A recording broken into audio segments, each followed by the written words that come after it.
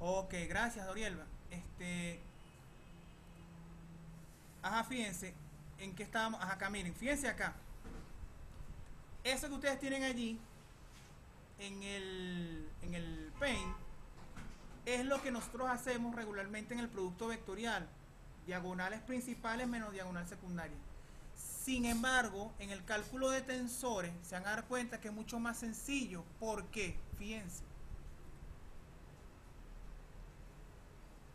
Déjenme entonces aquí ahora poner F5 para continuar acá.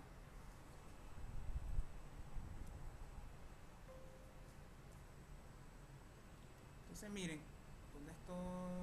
Ajá. Fíjense, en este caso,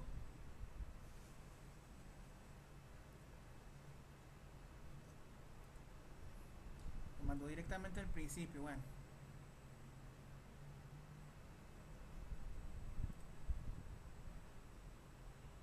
ajá, ya vamos a colocarnos en la lámina que nos interesa, que es la de el cálculo de tensores, pues.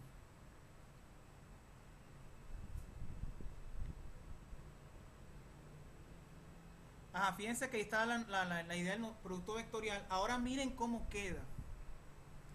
Fíjense que CL vendría siendo C vector. Y ahí tienes dos sumatorias.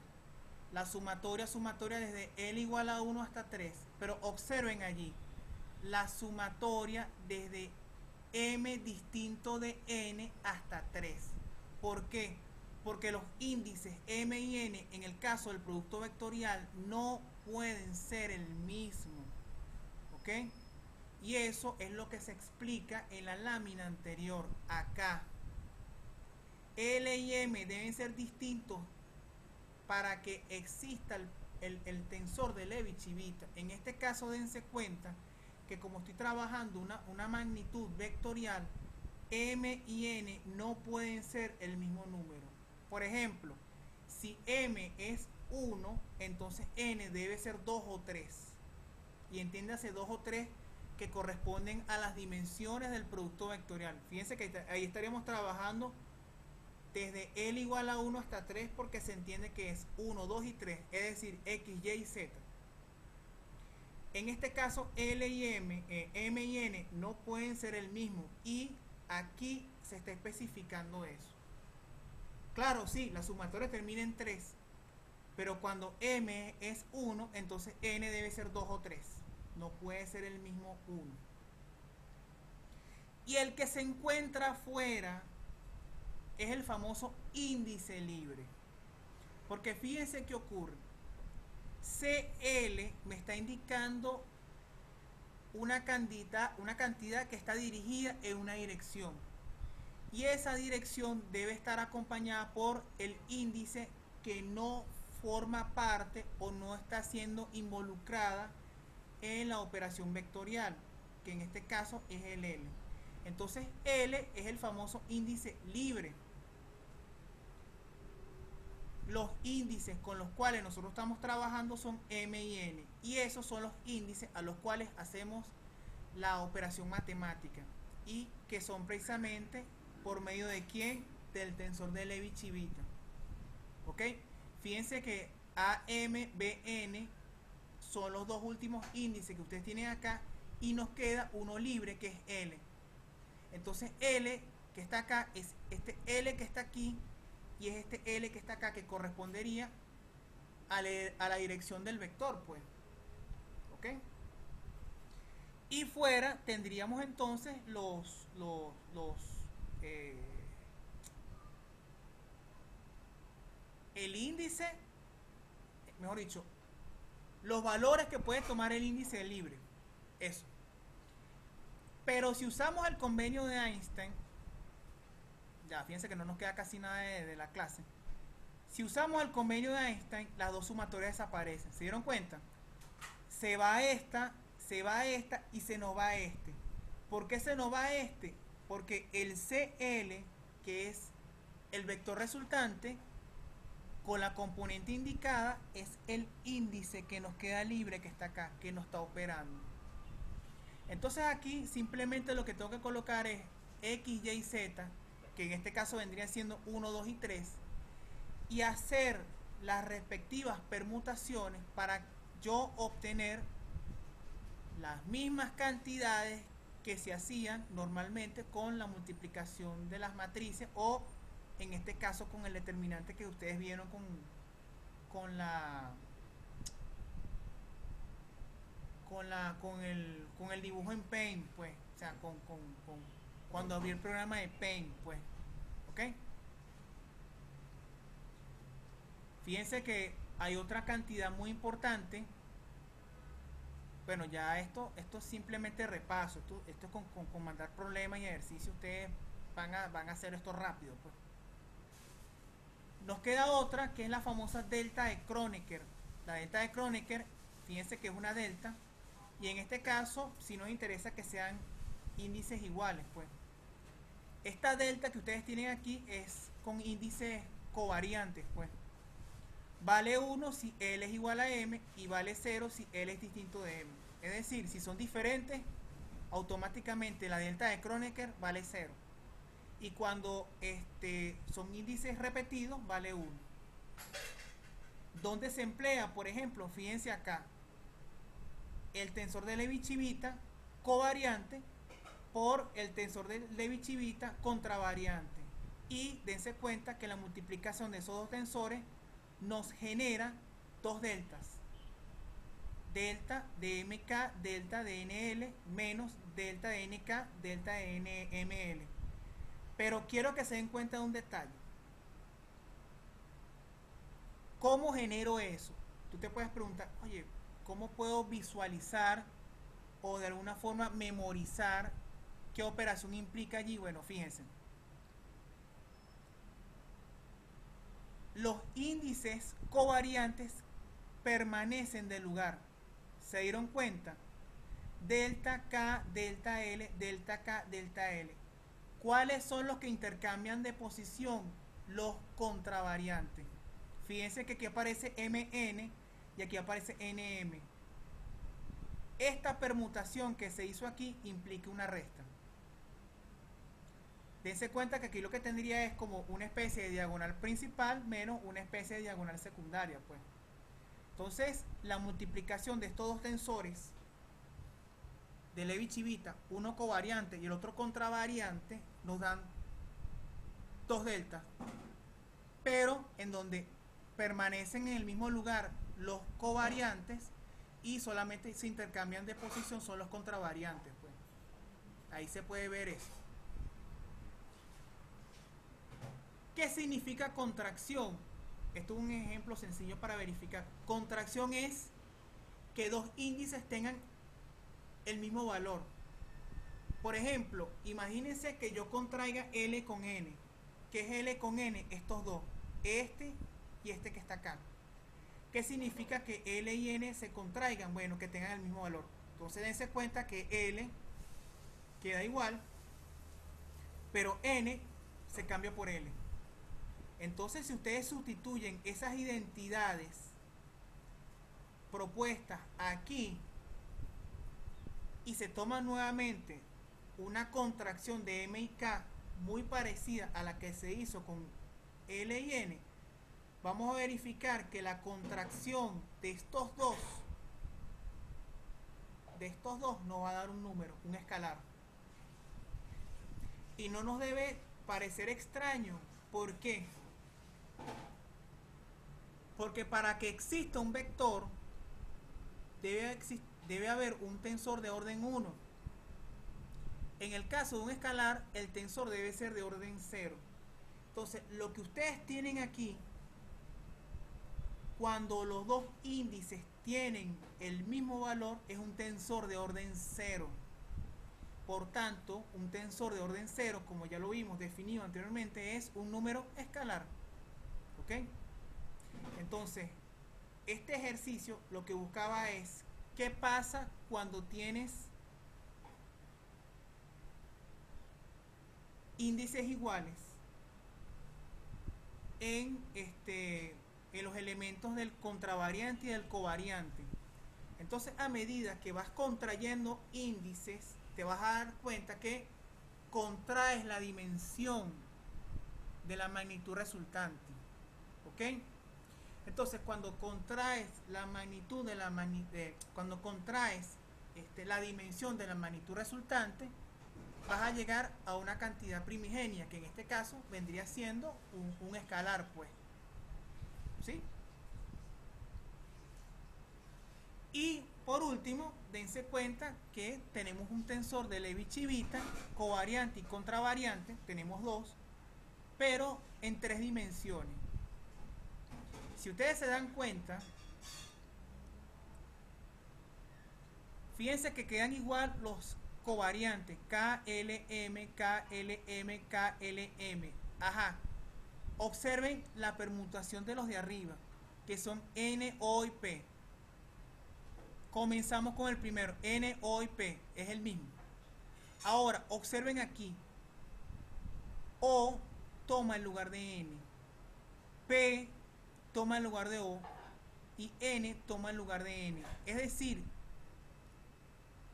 hay una permutación cíclica, porque después de NOP vendría NOP. ¿Me explico? Entonces, ese NOP, cuando lo sigues escribiendo, NOP, NOP, NOP, eso es cíclico, ¿sí?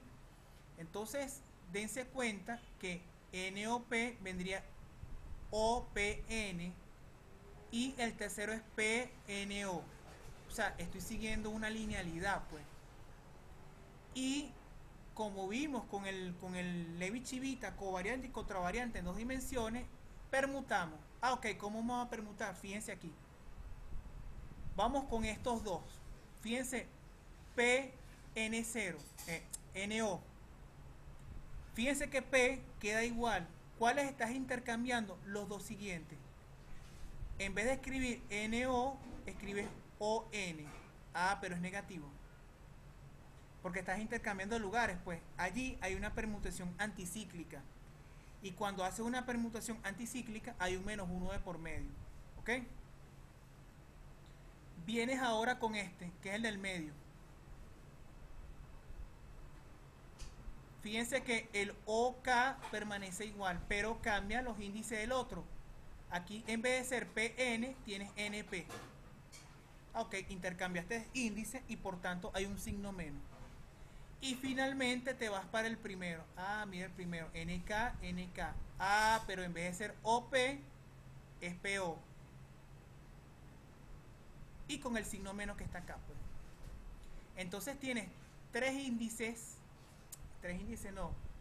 multiplicaciones con deltas de Kronecker, con índices diferentes, en donde permanecen en la misma posición, son los covariantes, y debes intercambiar de lugar, son los contravariantes. ¿Okay?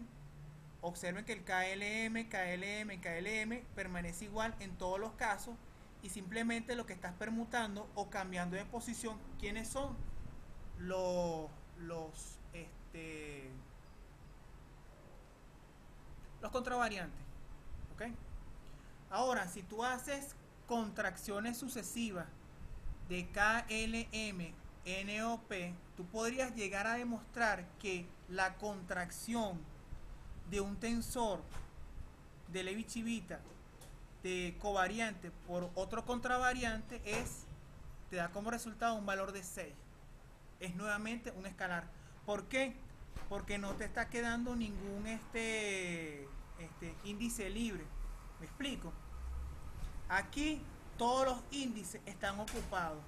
Y como todos los índices están ocupados, entonces su resultado debe darte, por tanto, es un tensor de orden 0, que en este caso es un escalar y que tiene como resultado 6. 6 porque podrían ser las dimensiones que salen de hacer la contracción de... No es 6 dimensiones, es el número que resulta de hacer las contracciones de esos dos tensores de orden 3. ¿Ok?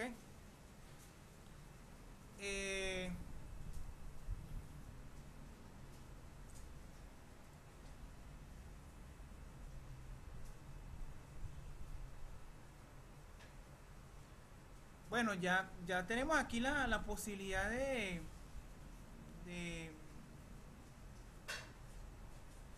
de grabar la sesión y bueno, ahí lo podrás apreciar mucho mejor, Doriel, no hay problema, ¿ok? Bueno, el problema de conexión, dense cuenta que es inherente a todo el mundo, pues. Eh, lo que sí les iba a comentar es que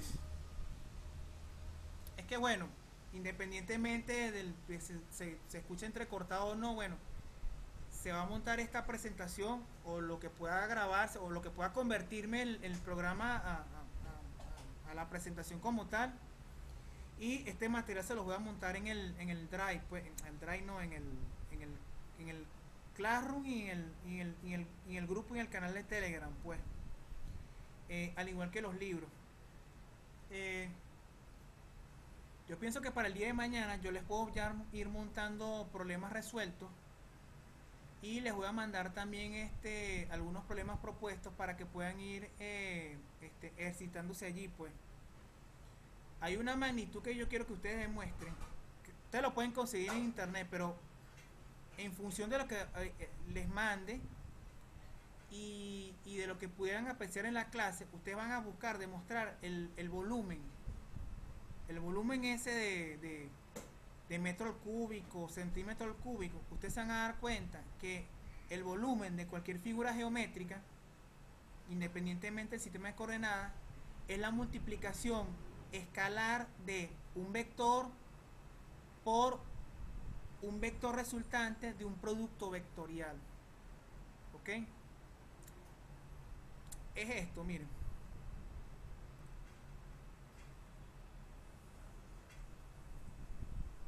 El famoso volumen que ustedes calculan, por ejemplo, el volumen de un rectángulo. En un rectángulo no, de un paralelepípedo. Un rectángulo es en dos dimensiones. El famoso volumen de un paralelepípedo, ¿qué es esto? O una caja de zapatos, véanlo así de esta forma, una caja de zapatos. Donde tienes, vamos a poner que este vendría siendo B y este vendría siendo C. En realidad es la multiplicación de tres vectores. El volumen que ustedes conocen es así. Un volumen B1, un volumen B1 no, un vector B1, disculpen,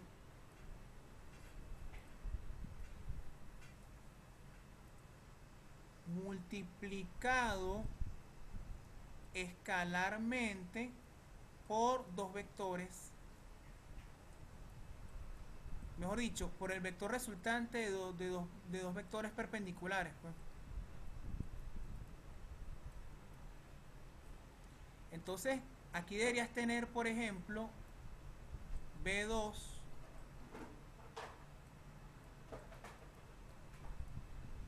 aquí tendrías, por ejemplo, B3, y aquí tendrías B1. ¿Ok? Entonces, fíjense que el producto escalar del vector B1 por el resultante, que si quiere lo podemos llamar U si nos parece mucho mejor.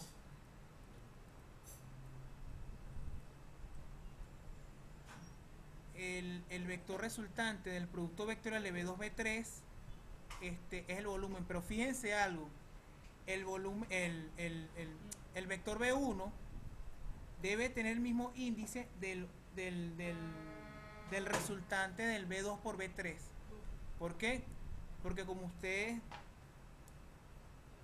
recordarán de física 1, el producto escalar hace necesario que los dos vectores vayan en la misma dirección. Entonces B2 y B3 te generan un vector perpendicular. Si tienes B2 indicado en la dirección 2, que puede ser J, por ejemplo, y 3 en la dirección K, que es en DZ, entonces el vector resultante de los dos debe ir en la dirección de X, que es en Y. Por tanto, debes tener el mismo índice de este.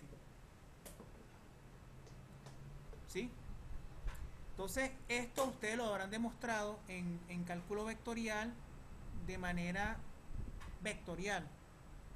nosotros no lo vamos a hacer así, nosotros lo vamos a demostrar de manera tensorial.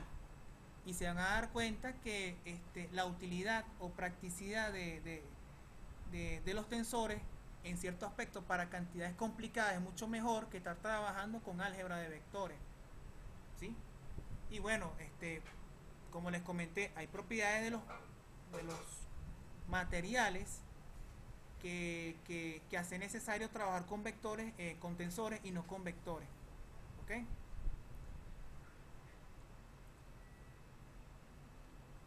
Bueno, muchachos, ¿hay alguna pregunta al respecto?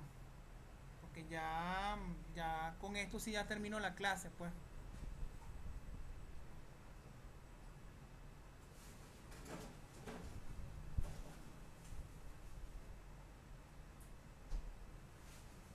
¿Alguna pregunta, duda, comentario, que se requiera eh, discutir ahorita, en el tiempo que nos queda?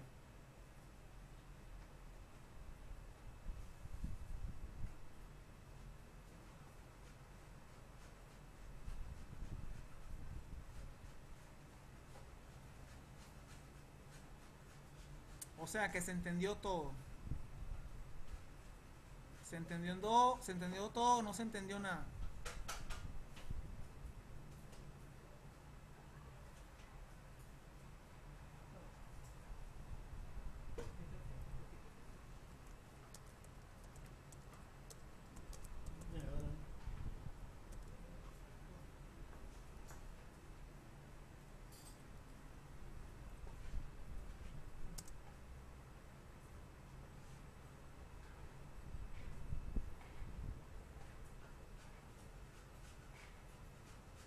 ¿Se entendió o no se entendió?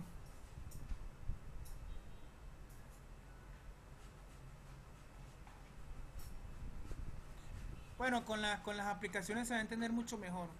Yo les voy a mandar, yo voy a resolver algunos y les voy a mandar que ustedes hagan otros, pero nosotros en vez de, ¿cómo les digo? En vez de trabajar los tensores simplemente como multiplicación de matrices y todo eso, vamos a tratar de demostrar leyes usando cálculo de tensores. Vamos a ver si es posible escribir la ecuación de Navier-Stokes en forma de tensores, el tensor de esfuerzo en forma de tensores, el tensor de inercia en forma de tensores, la matriz de transformación en forma de tensores, porque pienso que esa es la única forma de entender primero la aplicación de este curso en la carrera de ustedes, y segundo, que se pueda apreciar cuando ustedes vayan a trabajar un libro en consulta, eh, este, cómo se presentan esas cantidades en forma de tensores, pues.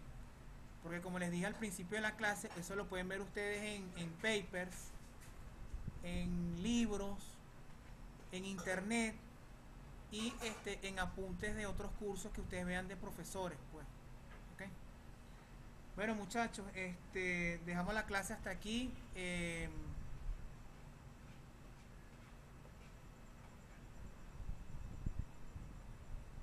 Mira, la diferencia entre un tensor covariante y contravariante en principio es cómo coloca los índices, ¿ok?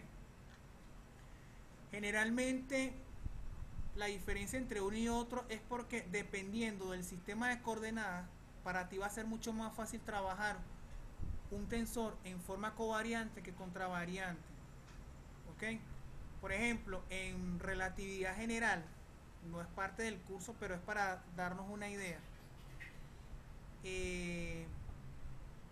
Las matrices de transformación obedecen a trabajar mejor tensores contravariantes que trabajar los covariantes, ¿ok? Porque la mayoría de las ecuaciones están escritas de forma o contravariante o con un tensor mixto, ¿ok? Muy raras veces tú vas a ver un tensor escrito de manera covariante. Entonces, una diferencia adicional a trabajar los índices uno arriba y el otro abajo es porque posiblemente te sea mucho más útil trabajar un tensor contravariante según el sistema de coordenadas en el que trabajes, porque es mucho más fácil hacer la multiplicación de los tensores que trabajarlo de manera covariante, pues. Esa puede ser una diferencia importante, y lo comento porque en cursos de relatividad general,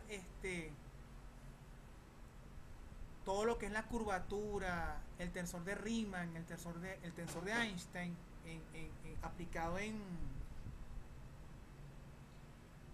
geometrías como esferas, es más fácil trabajar contravariante que covariante, pues. Esa es la idea, pues. No sé si con eso aclaré la duda, Emily. Pero en sí, primordialmente es el índice arriba y el índice abajo, pero donde se aplica es también una diferencia, pues. Te vas a dar cuenta que en algún caso va a ser más fácil trabajar con uno que con otro, pues. Esa puede ser una diferencia, y que puede ser mucho más interesante y más importante, pues. ¿Sí? Bueno, muchachos, entonces, si no hay ninguna otra duda, estamos en contacto por el Telegram. No hay de qué, Emily. No hay de qué. Estamos en contacto por el grupo de Telegram, por el canal de Telegram y por el Classroom, ¿sí? Y bueno, también por correo electrónico. Las clases, creo que las vamos a fijar para los días jueves. Las clases como estamos haciendo ahorita. Y los horarios de consulta, bueno, ya vemos que va a ser por Telegram y por Classroom, pues. ¿Ok? Bueno, muchachos, buen provecho.